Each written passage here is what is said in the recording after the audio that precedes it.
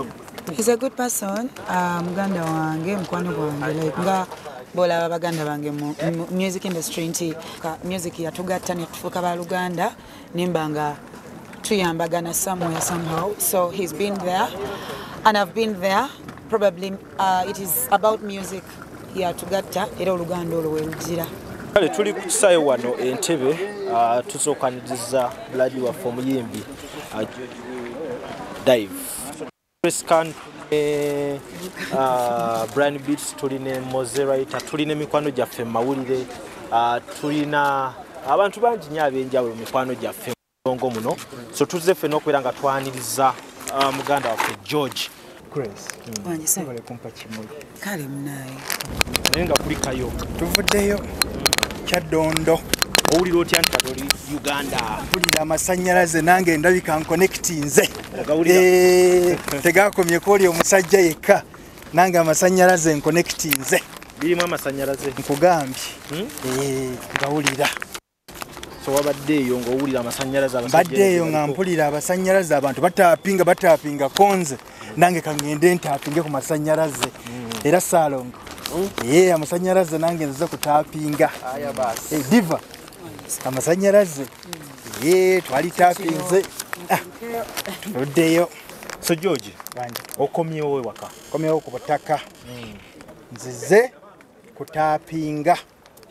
nzize waka nzize Kyaddondo nzize waka ku butaka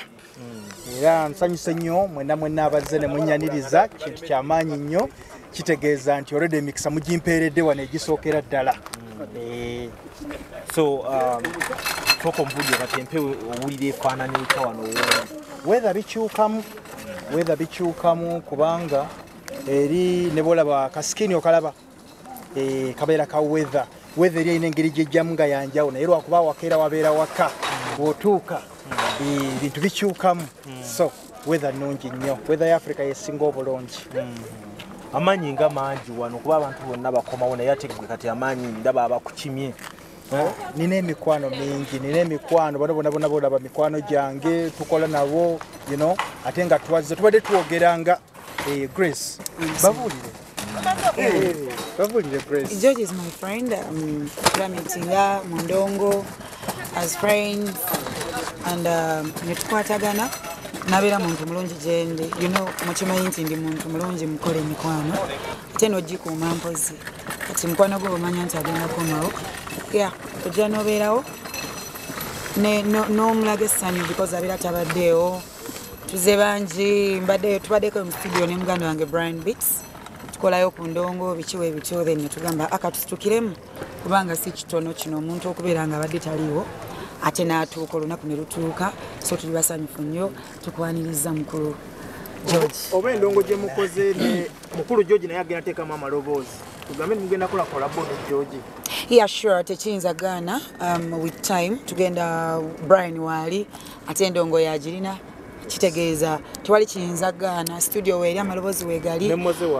ne Moze writer waali byonna tugenda bikola era tugenda kutuukiriza etuze bangi by the way waliwo n'abali mukwekweka buka kimi ali eno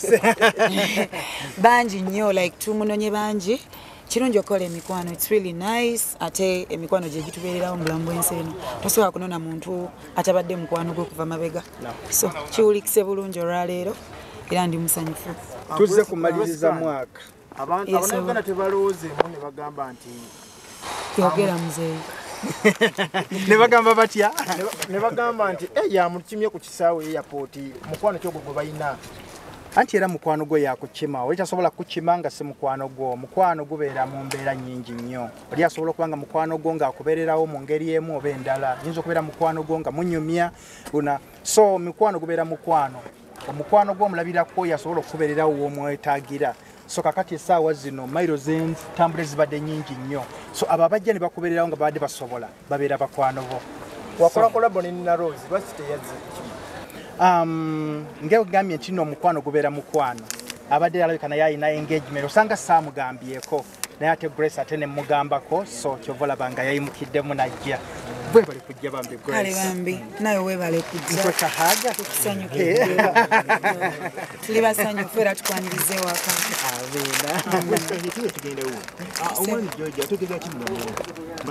He's a good person. Muganda wange mukwano gwange like nga bola baganda bange mu music industry nti nyinza okubanga sakula na Brian Beats namusanga mu music nankolera ennyimba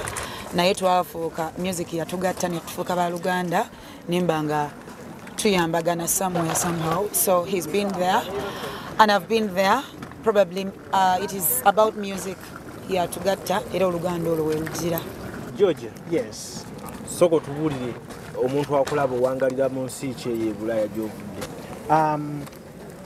Nkolera Bungereza naye nga mpangalira Uganda. Naye nga Bungereza gye ngenda okupakasiza. Era mba nkutte omuyini gwange akakumbi kange ne nkateeka ku kibegabega ngende Bungereza ne nkola obupakasi ne nkoma waawaka. Era kyovola bebigere mbikomezaawo olwaleero nzize kubanga ate ntandikira we nakoma. Kigambibwa nti gwe yasigula Rodake. Rodake naye yagenda kweyiiya ng'era omuntu omulala wagenda okuyiiya osanga mpozi namuwaako bwe ku connection naye nga yagenda kweyiiya bweyiiya naye ali yasoma akola bwe kityo naye saamusigula. Mubadde muyimba nnyo ne Rodake tubadde tumanyiddwo nga nera mukomawo mwembi ate oze weka. Ngera bwolaba nti nnyimba n'abantu bangi bomenyeko abalala era nga bwolaba ne Grace Kani saawa yonna owulidde twamaze dde okulanga so abo bennyimba nabo bo bayitirivu bangi so it's just music. Okola mirimu ki Bungereza? Ndi mupakasi Bungereza ndi mupakasi ndi mwezi njera kyeyo wonna wempulidde akawogo nkwata kakumbi kange si ndi mwezi ndi mupakasi noonya kasente so siina mulimu guli awo gwankalakalira wabula wempulidde akasente nti wali waliwo microphone wali waliwo ekigigi wali waliwo kwera so lulimi lwa sente.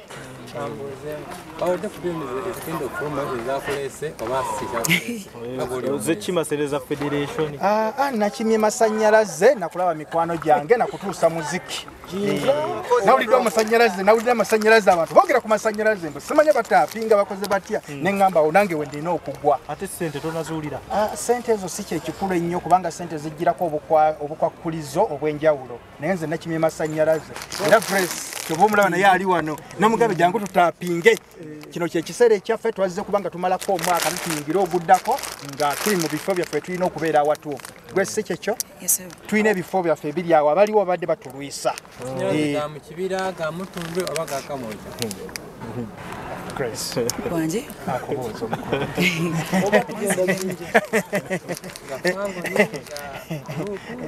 amasanyalaze ge twakimye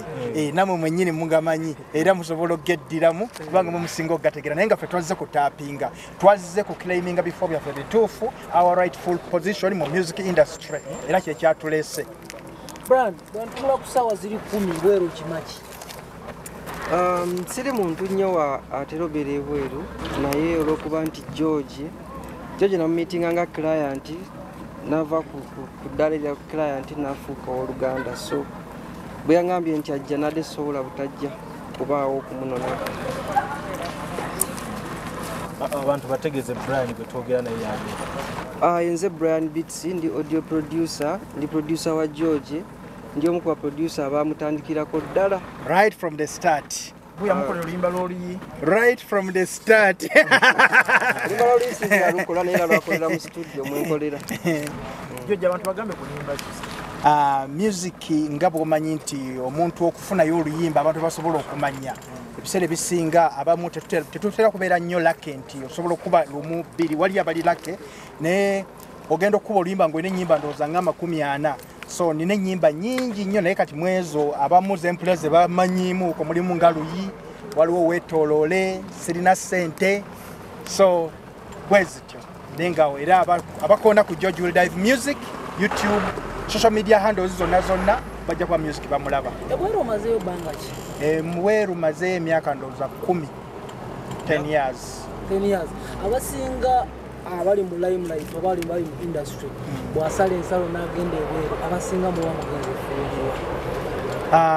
Kyogedde nakyo kiyinza okuba kituufu mu njogera gy'okyogeddemu naye bwe nkuzaako emabega nkugambye nze ndi mupakasi bwe mba nva ekyaddondo nva Uganda nkwata akakumbi kange ekitiiyo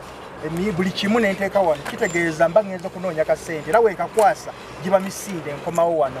mba sigenza kufumbirwa nze eri sigenda kusatolingayo eri ngenda kunyaga na kukomawo waka Bisemu mu mbeera twakulengera ku Kivulu ngaali enisikini azoganya ba promota e UK. Embeera yali te ba promota be UK abo bateekateeka batya abayimbi era bibulayo muyimba mutya muteekateeka ebeera etya Bungereza. Ng'oggyeko waneeno ba promota be UK nabo bapakasi. Obupakasi bwengezaako okwogera nabo si nti nno balina kye bazimba wabula nabo bakola ssente. Nti aleeta omuntu e Uganda ng'amanyi ono mubaliridde kangende we n'amuleeta nja mufunamu kasente. So engeri gye bategekamu baleeta omuntu nga bazze mufunamu kasente bakole ki kyobala ebiseera ebisinga nti ffe oluusi tetubeera ku bivulo byabwe lwa nsonga ffe abantu b'e London batumanyi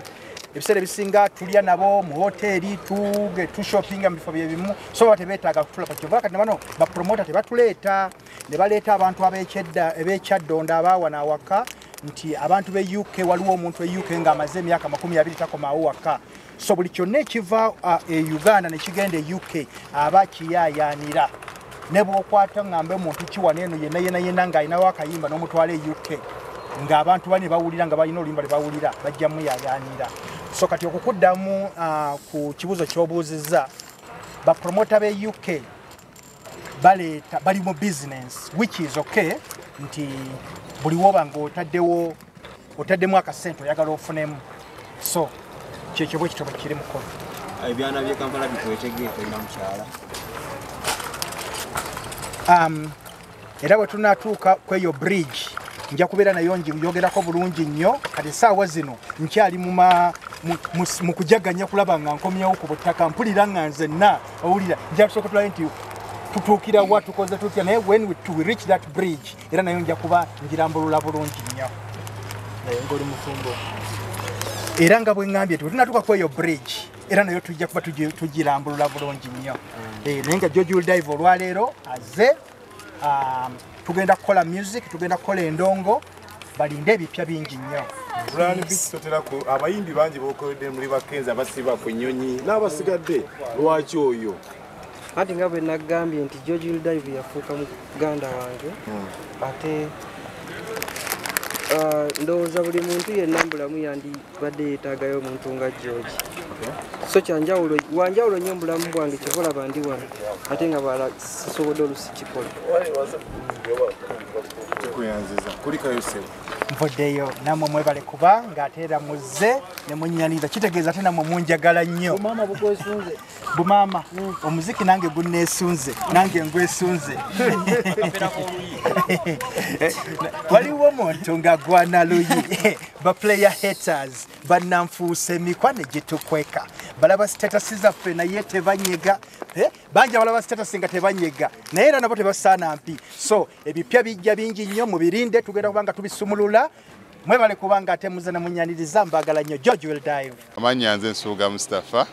nkola ne Alihira Holdings Uganda Limited tuli bakozi ba biodigester wamu n'okuzimba okw'enjawulo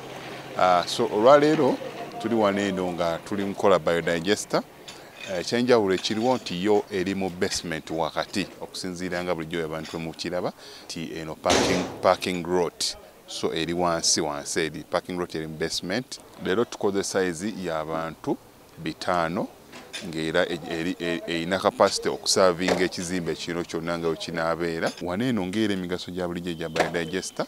tebagenda kunuunamu atwetaaze ku namba z'essimu 07017669992 ne MTN 0789224230 enamba ezo zonna kwe ziri ku WhatsApp. Tumaniza mu International Conference ku Healthcare and Social Worker egenda okubeera mu June nga 21 paka 22 mu Ontario Science Centre 770 John Mills Road North York on M3C IT3 ng'omulomo guli nti Health in a Social Perspective oba ogenda kubeera international delegate ojja kusasula Canadian $4 ate local delegate Canadian $3 Martin conference tesosola tujja kwaniriza bamaama bataata bakadama bankers aba human resource ba artist buli muntu akola mu bantu betuyize ba social workers ga mu healthcare ba doctors ba nurses ba caregivers ba RPN ba counselors ba ARN ba PSWs na bonna abantu abakola mu bantu ba social workers okumanya ebisingawo kuba plus mukaga nnya musanvu 02 oba plus munya 37 288 9882 eno international conference ya healthcare and social work ewagidwa Nightingale Initiative for Global Health, Sweet Heaven, Brookside Staffing Agency, M&G Media, Ontario Science Centre, Nightingale Holdings Limited, era netegekewa Global Events Canada ne Nightingale Initiative for Global Health.